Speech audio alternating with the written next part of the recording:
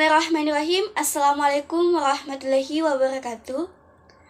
Perkenalkan, nama saya Siti Nurbaya dengan NIM 2109000045. Di sini saya akan menjelaskan tentang ilmu ekonomi. Mendengar kata ilmu ekonomi, teman-teman tahu nggak sih apa itu ilmu ekonomi? Nah, ilmu ekonomi ialah ilmu yang menjelaskan tentang tingkah laku manusia dalam memilih dan mengelola sumber daya alam yang terbatas. Nah, sebagai mahasiswa manajemen, kita wajib mengetahui tentang ilmu ini. Kenapa? Supaya kita dapat mengetahui tindakan-tindakan manusia ke depannya tentang mengelola kebijakan sumber daya alam yang terbatas di muka bumi ini. Nah, di sini kita wajib berperan untuk melakukan perencanaan bisnis dan melakukan kebijakan yang sistematis. Nah, ilmu ekonomi di sini juga dipelopori oleh Bapak Adam Smith. Nah, di sini ada dua ruang lingkup ekonomi yang terbagi menjadi dua. Yang pertama, ekonomi mikro. Nah, di sini menjelaskan mengenai tentang sebagian kecil tentang aspek individual dari kegiatan produsen dan konsumen dalam kegiatan perekonomian. Yang kedua, kegiatan makro.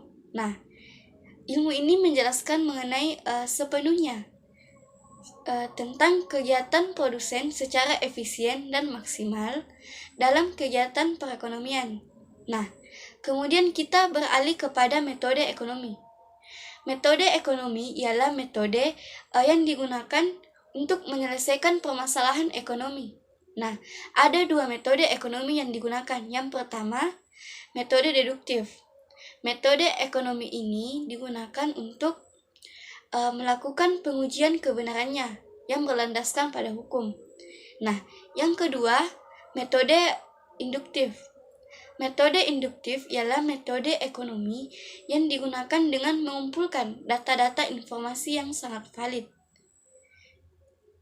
Perkenalkan, nama saya Dini Wahningsi Putri dengan NIM 210903502141. Baiklah, di sini saya akan menjelaskan definisi dan fungsi teori biaya produksi. Definisi teori biaya produksi yaitu suatu pengeluaran yang menunjukkan hubungan antara biaya dan jumlah produksi, sedangkan fungsinya yaitu menunjukkan penggunaan sumber daya dalam biaya produksi. Biaya produksi juga membicarakan bagaimana produsen berusaha untuk menentukan tingkat output dengan biaya produksi yang efisien. Semua pengeluaran yang dilakukan oleh perusahaan untuk memperoleh faktor-faktor produksi dan bahan-bahan mentah yang akan digunakan untuk menciptakan barang-barang yang diproduksikan perusahaan. Perkenalkan, nama saya Tarikul Ilal Jana dari kelas Manajemen F. Saya akan menjelaskan tentang apa itu definisi mekanisme pasar. Definisi mekanisme pasar yaitu suatu proses untuk mendapatkan harga keseimbangan pasar sehingga cara kerjanya sangat dipengaruhi oleh permintaan dan penawaran di suatu wilayah yang tertentu. Mekanisme pasar juga bisa dikatakan transaksi permintaan dan penawaran yang ditentukan oleh harga dan serta jumlah barang. Titik equilibrium akan terjadi pada mekanisme pasar jika harga barang yang diminta sama dengan harga barang yang ditawarkan atau jumlah barang yang diminta sama dengan jumlah barang yang ditawarkan. Cara kerja bisnis mekanisme pasar. Jadi, di sini bisa dilihat misalnya sebuah bisnis menjual 60 kemeja dan menetapi harganya itu seharga 170. Di sini hanya terjual 10 kemeja. Karena kualitasnya ini tidak sesuai dengan ekspektasi penjualan perusahaan ini, maka perusahaan ini mengubah harga kemeja ini menjadi 130. Dan di situ pun penjualannya pun laris manis, yaitu sebanyak 50 kemeja. Akhirnya mereka menyadari bahwa jika mereka menaruh harga dengan 130, maka penjualannya pun akan baik. Dalam contoh tersebut kita bisa lihat jika mereka memakai dengan harga awal, penjualannya pun tidak akan laris manis. Sedangkan setelah mereka menjualnya, mereka mengubahnya dengan harga 130, penjualannya pun sangat lancar. Di sini harga 130 itu termasuk harga terbaik buat konsumen dan produsen. Assalamualaikum warahmatullahi wabarakatuh. Perkenalkan, nama saya Husna Fifa Sulaiman dengan NIM 210903502157. Kali ini saya akan menjelaskan tentang elastisitas permintaan. Elastisitas permintaan terbagi menjadi 5. Yang pertama yaitu permintaan elastis. Permintaan elastis yaitu apabila harga barang naik, maka ketersediaan pembelian terhadap barang tersebut akan menurun. Yang kedua, permintaan inelastis. Permintaan inelastis yaitu apabila perubahan harga tidak begitu berpengaruh terhadap kuantitas barang yang diminta. Yang ketiga yaitu permintaan elastis uniter. Permintaan elastis uniter yaitu perubahan harga diikuti dengan jumlah permintaan barang yang sama atau seimbang.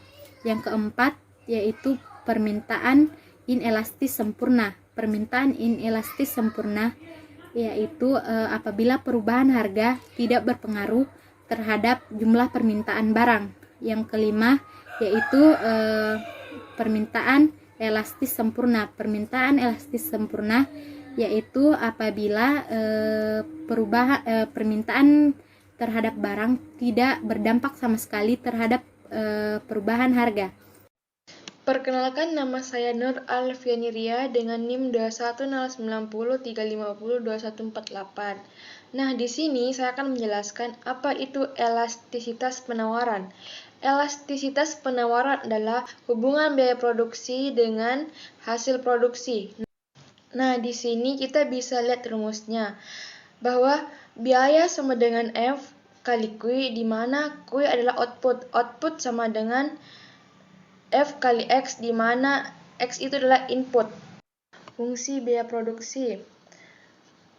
Hubungan input dan output adalah besarnya biaya produksi yang dipengaruhi dengan jumlah output. Besarnya biaya output tergantung pada biaya input yang digunakan. Bunyi hukum penawaran. Seperti halnya dengan permintaan, hukum penawaran pasti memiliki aturan tertentu yang berbunyi, bila tingkat harga naik, maka barang yang ditawarkan akan naik. Bila tingkat harga menurun, maka barang yang ditawarkan akan menurun. Lebih mudahnya, inilah perbandingan bunyi hukum penawaran dan permintaan. Saat penawaran terhadap barang meningkat, harga yang ditawarkan akan semakin tinggi pada hukum penawarannya. Saat penawaran terhadap barang menurun, harga yang ditawarkan semakin rendah. Nah, teman-teman, sudah jelaskan bunyi elastisitas penawaran. Assalamualaikum warahmatullahi wabarakatuh. Perkenalkan, nama saya Nura Filsa Fitri dengan NIM 21090355041. Di sini saya akan menjelaskan fungsi biaya produksi, menunjukkan hubungan antara biaya dan jumlah produksi berdasarkan periode waktunya. Terdapat biaya jangka pendek short run dan jangka panjang long run. Biaya jangka pendek. Pada biaya jangka pendek ini terdiri dari 3, yaitu biaya tetap, biaya variabel, dan biaya total. Kalian tahu nggak sih biaya produksi jangka panjang itu apa? Biaya jangka panjang adalah biaya produksi yang tidak ada faktor produksi yang tetap. Dalam jangka panjang, semua biaya adalah variabel. Semua faktor produksi dapat berubah-ubah dan bertambah sesuai dengan kebutuhannya masing-masing. Sekian.